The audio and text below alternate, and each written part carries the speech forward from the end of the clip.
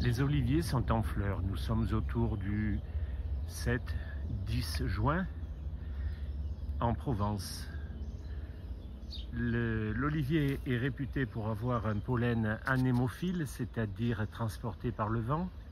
Certains oléiculteurs utilisent même des souffleries pour propager le pollen d'une fleur à l'autre et bien sûr d'un arbre à l'autre. Et nous constatons quand même une certaine attraction des abeilles sur les fleurs d'olivier. Ceci compense le manque de vent et le fait de transporter le pollen d'une fleur à l'autre va faire la fécondation. On la voit bien ici.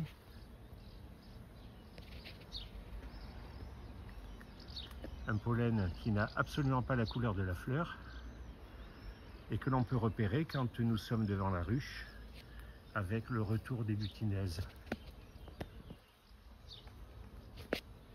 Pour les oléiculteurs qui apprennent à tailler les arbres et qui auraient tendance à enlever toutes les branches qui vont à l'intérieur de l'arbre, comme celle-ci, eh bien regardez qu'il y a des fleurs, beaucoup de fleurs, c'est ce qui bouge là.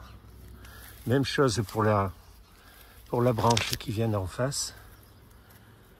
C'est un olivier qui a 3 pieds. Et surtout, je n'ai pas coupé ces rameaux qui sont à l'intérieur et qui porteront des fruits. On éclaircit l'arbre, d'accord, mais on ne le vide pas de son milieu. Ça, c'est un conseil d'oléiculteur. Et nous sommes au moment de la floraison des... Là, on voit. Nous sommes au moment de la floraison. Il faut savoir aussi que l'olivier est très généreux quant à la floraison. Et il y aura à peu près une fleur sur 50 qui donnera, la fleur sur 50 qui donnera un fruit. Donc les 50 sont vite faites là. Et nous sommes avec une branche intérieure. Vous le voyez bien ici. Donc ne videz pas vos oliviers de l'intérieur.